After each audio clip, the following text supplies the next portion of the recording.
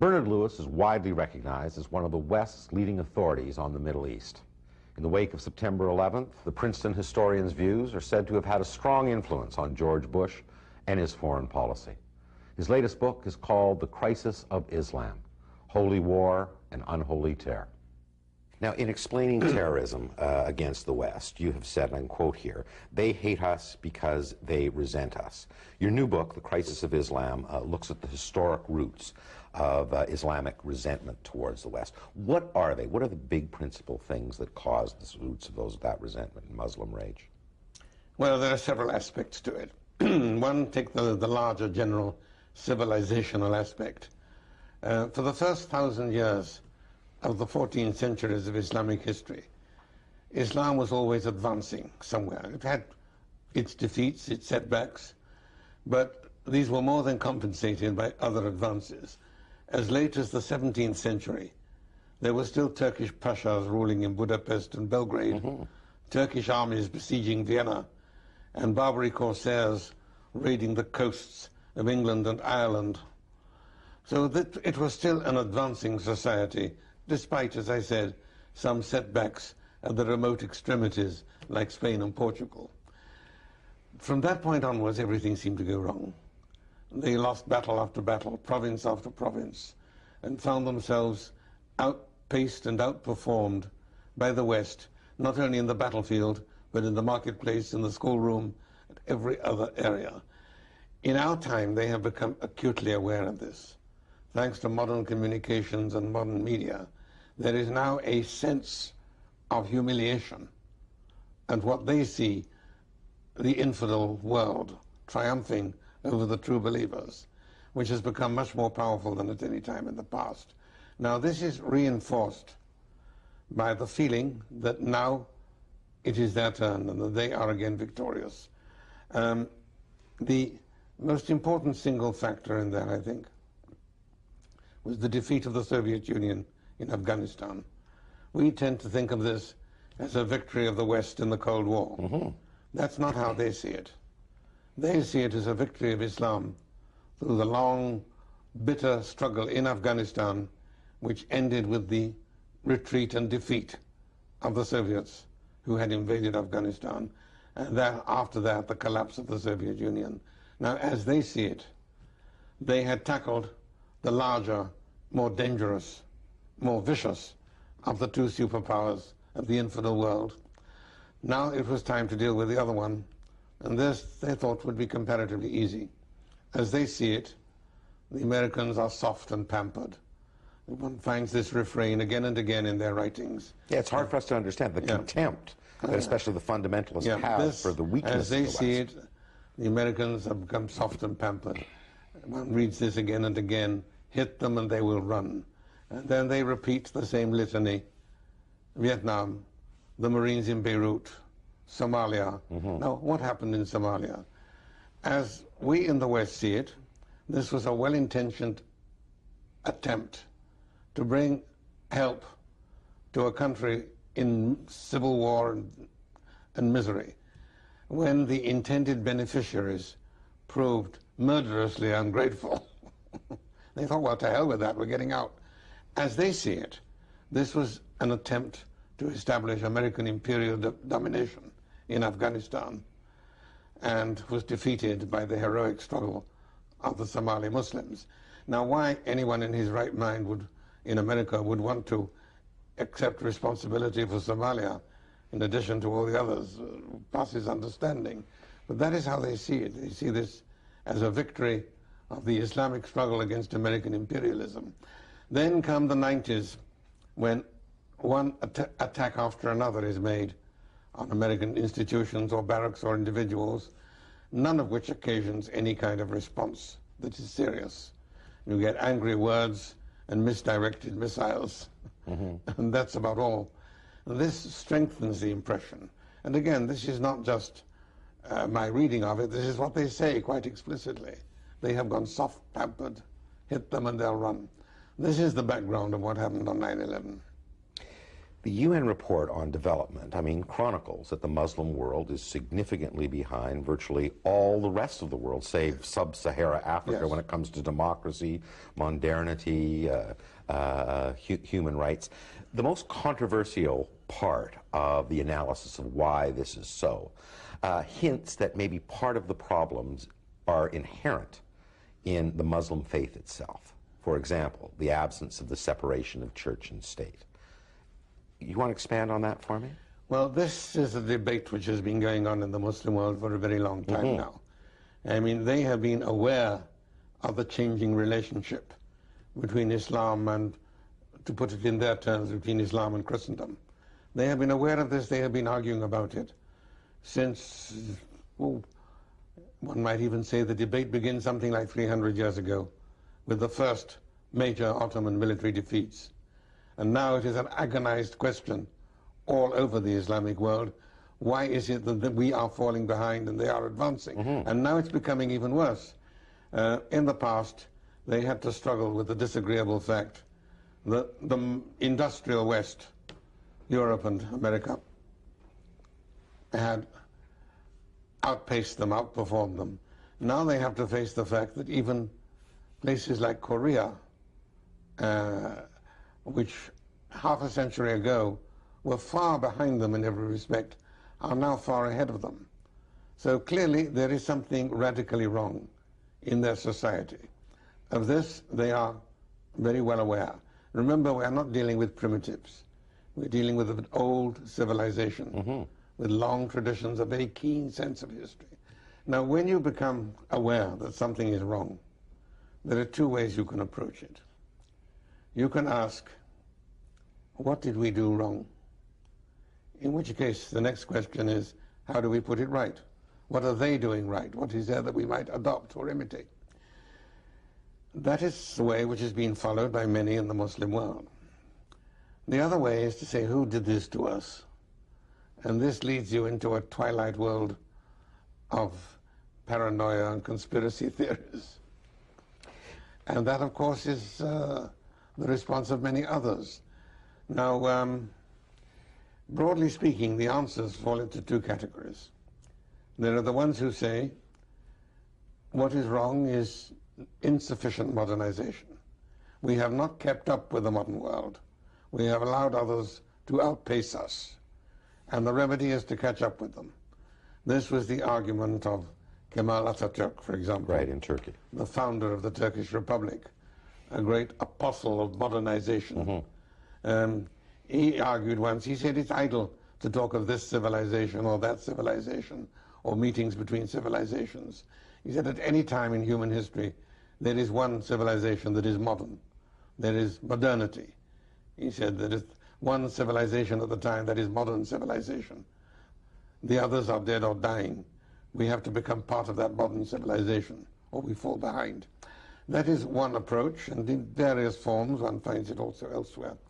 The other is to say, no, what is wrong is too much modernization, meaning too much imitation of the ways of the West, too much imitation of Western institutions, Western mores, and so on. For these people, the West is degenerate, corrupt, immoral, and its influence can only be bad. With the exception of Turkey and to some extent Morocco also, who have developing democracies, I guess, rather than full democracies. I mean, democracy has not flourished in the Muslim world at all. Again, what's the explanation there? Well, the unfortunate fact is that the destruction of democracy is largely a Western achievement in the Islamic world. When they became aware that the West was more powerful, they tried to Westernize, which is very natural, including Westernization of government. And what this usually meant was adopting the worst Western models. Westernization did two things.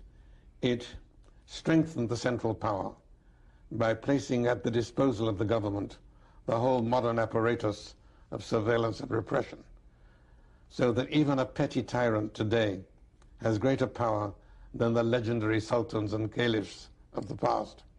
The second thing that it did was to weaken or abrogate the intermediate powers. In the traditional order, the authority of the ruler was limited by all kinds of vested interests and established groups in society. Civil society, or the organization. Civil society, if you like, by the urban bourgeoisie, by the country gentry, by the military establishment, the religious establishment, and so many others. This is not democracy, but it is limited responsible government. Now that was destroyed by modernization, which strengthened the government and weakened the limitations and placed, as I said, the whole modern apparatus of government at their disposal. Now the worst example of this is what we see now in Iraq. Now people talk about the government of Iraq as if that is the Arab Islamic model. That is arrant nonsense. You've written extensively how, in fact, it doesn't resemble the traditional Islamic form of governance at all. I mean, the roots of Saddam Hussein's regime are not to be found in the Arab past or the Islamic tradition. They come straight from Europe. During the late 19th and early 20th century, a number of attempts were made to introduce European-style government. They experimented with parliaments, with constitutions, with elections, all things which were previously unknown in the region, but which seemed to be working in the West and therefore would be good to imitate. They all failed. They were not suited to the society. They withered and died, or were overthrown by violence. The one model that worked was the one-party state. This was introduced from Europe, and we can date it precisely. In 1940, after the French surrender, the French-mandated territory, Syria, Lebanon, remained under Vichy control and was therefore a launching pad for Nazi influence in the Arab world. It was open to them, and from there they tried to move into Iraq with some success for a while, even establishing a pro-Nazi regime, which however was overthrown by British and Allied forces, and elsewhere. Now, that was when the Ba'ath Party was found, the ideological, ultra-nationalist, anti-democratic party, which is not just a party, as we understand that term in the Western world, but is part of the apparatus of government. The Ba'ath Party is modeled on the Nazi Party, and when they switched from Nazi sponsorship to Soviet sponsorship, it needed very little adjustment to work. This is the one European political importation that really worked. You've also drawn an interesting perspective on the role of oil and oil royalties, in fact, working against democracy in many of the Muslim countries. Explain that. Yes, well, you know, the famous saying, no taxation without representation. Unfortunately, the converse is also true. No representation without taxation. Middle Eastern governments, in receipt of massive oil royalties, didn't need to raise taxes from their people, and therefore didn't need representative bodies to help them in assessing and collecting taxes. One of the main motivations for the development of democratic institutions was missing. And that is, I think, unfortunate, or worse than unfortunate, a tragic consequence of the oil royalties. You have been very careful, but adamant in making the point that not all Muslims are fundamentalists, not all fundamentalists are terrorists, but that the terrorists that we're experiencing today, the Al-Qaeda, the Osama bin Laden form of terrorism, does have its roots in the basic philosophy of Islam, that the history, the philosophical underlying tenets of that religion. Explain that to us. No, it does not have its roots in the basic philosophy of Islam. I would put it differently. Let me go back a step. We use the word Islam in two senses. We use it as the equivalent of Christianity. That's to say, a religion, right, in the narrow sense of the word, belief, worship, organization. We also use it as the equivalent of Christendom, meaning an entire civilization shaped by that religion, but including many elements that are not part of that religion, or may even be hostile to that religion, but nevertheless arise within this civilization. Now, one has to say that Hitler and the Nazis arose within Christendom, but I don't think you could say that they arose from Christianity.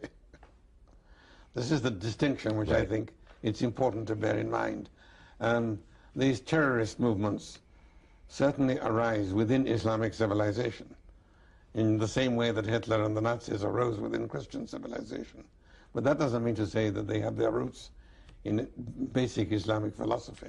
I would say quite the contrary. The concept of Shi'ad is religious-based. The notion that an individual's first identity is their religion rather than their ethnic or their national identity within the Muslim world. Yes, that is true. I mean, the idea of identity defined by ethnic or territorial nationality is new in the Islamic world, and it's still very imperfectly assimilated. You can see that dramatically if you look at the map of the Middle East and North Africa. The frontiers were drawn by statesmen with rulers on maps, and mostly by English and French statesmen, not by Middle Eastern statesmen. It was the Anglo-French settlement after World War I that determined the shape of the modern Middle East, drew the frontiers. And even the identities defined by these frontiers, with few exceptions, are new inventions, imperialist inventions, if you like, with either invented names or names dredged up from antiquity. I mean, names like, shall we say, Libya, Syria, Palestine. These are names from the political geography of the Roman Empire. They had entirely disappeared during the period of Islamic rule. They reappeared with Western influence and then Western rule in the region. The names Algeria and Tunisia don't even exist in Arabic. They use the same word for the city and the country. Algiers and Algeria, Tunis and Tunisia are the same word in Arabic. I mean, this whole notion of the ethnic territorial nation is new. Well, how about that in terms of that imperialism? I mean, there are some who say that if you really want to understand why the Muslim world has fallen behind, the West has to bear some responsibility for that, that we've currently supported repressive regimes. After World War I, the West artificially created countries for which there was no real basis, and that the British imperialism, kind of even before that, destroyed domestic economies. The interval of direct imperial rule in the Middle East was very short. It began after the First World War, and it ended after the Second World War. The problems started long before the imperialists arrived, and continued, getting worse indeed, long after their departure. So while Western influence is certainly an important factor, Western imperialism, in the sense of direct rule, is very minor. And one could even say that the main crime of the imperialists was that they didn't stay long enough. If you look at countries which were under imperial rule for longer periods, like India and Indonesia, they're doing much better. Your new book takes us through the rise of Islamic fundamentalism, and particularly looks at something I wasn't very familiar with at all, Wahhabism, a very extreme and militant form of Islamic thinking. Describe that to us. Wahhabism is named after its founder, a Muslim theologian who lived in Najd, which is the northeast, the far northeast of the Arabian Peninsula, in the 18th century. He felt that Islam had become corrupt and degenerate, that the Muslims had abandoned the authentic principles of the faith as brought to them by the Prophet Muhammad in the 7th century, and he set about what he called a cleansing of Islam. Now, this began in Najd. He succeeded in converting the rulers of the tribes of Najd, the House of Saud, the ancestors of the present Saudi royal house, and was very successful. He and they managed to establish Wahhabi doctrine in Najd, and then they tried to take it out of Najd into the rest of Arabia and even into Iraq, but they were crushed at the time. And the Ottoman Empire, although by then declining and weak, was still strong enough to deal with that. And the Wahhabi movement was crushed. It reappeared in the 20th century, this time much more successfully. And they created the Saudi Arabian kingdom, which Wahhabism was the official doctrine. Now, Wahhabism is a very extreme form of Islamic fundamentalism, totally intolerant of any degree of difference from their own view within Islam. Their hostility was directed mainly not against non-Muslims, of whom there were none in Arabia, with whom they were not primarily concerned, but against Muslims who did not measure up to their standards. So its intolerance and repression initially was directed purely against fellow Muslims, against Shiites, for example, against Sufis, followers of the mystical form of Islam, and so on. But then two things happened which gave Wahhabism an enormous impact. One of them I just mentioned, the creation of the Saudi kingdom, which meant that the Saudi ruler now had at his disposal the resources of a kingdom, and not just any kingdom, but the one that included the holy cities of Mecca and Medina, giving him enormous prestige in the whole Muslim world, and also control of the pilgrimage, which every year brings Muslims in their millions to visit the holy sites. This naturally gave an impact to Wahhabism, which you could not otherwise have had. The other thing was the discovery of oil and the enrichment of the Saudi establishment with these enormous revenues. So they suddenly had at their disposal a kingdom, enormous religious prestige, and unlimited funding. And they have used that to carry their message all over the Islamic world, and more dangerously, beyond the Islamic world, to Muslim communities living in non-Muslim countries, in Europe and North America especially. We're always led to believe that Saudi Arabia is the best friend of the West. Well, there are different ways of measuring friendship. Now, on part of Wahhabism, or certainly that extreme point of view, you hear this from Osama bin Laden often. And in fact, I think you've gone as far as saying his real target is not the West long-term, but regimes that he sees as supportive of the West. Yes. Explain that for our viewers. One sees this again and again. I mean, obviously, the external enemy is important for them, and they do believe that there must be an ultimate showdown between the two rival religions, the only two universal religions in the world, Christianity and Islam. If you like, I can come back to that. But the main task, yes, is the overthrow of existing regimes. And this emerges very clearly in all these fundamentalist movements. Some of them are quite explicit about it. The group, for example, that murdered Sadat. Now, the common Western explanation was that Sadat was murdered because he made peace with Israel. That isn't true. Now, the people who murdered him did not want peace with Israel. Don't misunderstand me. I'm not suggesting that they had no objection to it. But that wasn't the main point.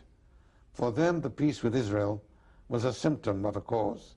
It was the symptom of the kind of thing that ungodly governments of the kind they reject will perpetrate. Some have said that the problems that we're experiencing with the Muslim world right now will never be solved until there is a solution to the Palestinian-Israeli conflict. Do you buy that? Is it that simple? No, I think this is nonsense. By that, I don't mean to suggest that the Palestine-Israeli conflict is unimportant. It is not unimportant. It's very important. But the continuation and unsolvability of this conflict is a consequence, not a cause, of the greater conflict. It is important, but it is, as I say, its unsolvability is a consequence. Every time they seem to be moving nearer to a solution, it breaks down. I would put it this way, that every time there is a serious danger that peace might break out, some new terrorist action prevents that danger. What is the prescription then? I mean, some have gone as so far as that there will never be harmony within the Muslim and the Western world until the Muslim world becomes more secular, more modern, and more democratic. Do you go that far? I wouldn't include the word secular necessarily. Secular in English has a rather wide meaning. In French, they use the word laïque, which means separation of church and state. Right. And it has no negative connotation regarding religion. The word secular, as we use it in English, implies not just non-religious, but even anti-religious for many people. So I hesitate over the word secular, but some form of separation between religion and government, I think, is a necessary condition. There will be no peace or contentment within the Islamic world until they modernize. But that, of course, leads to many discussions as to the precise meaning of modernization. One crucial issue, for example, which has been raised very frequently within the Muslim world, less so by outside observers, is the position of women. Now, modernization, I think, must include social and educational modernization. And I cannot see how they can overcome this without facing the problem of the position of women in society. Regarding democracy, one has to be careful what one means by democracy. There is a tendency nowadays, particularly in the English-speaking world, to assume that democracy is the natural and normal condition of humanity, that any departure from it is either a disease to be cured or a crime to be punished. I don't share that view. They will have to evolve their own form of government.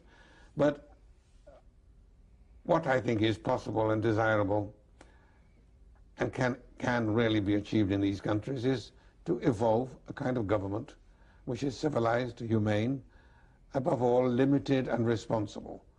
And for that there are ample precedents within the Islamic tradition.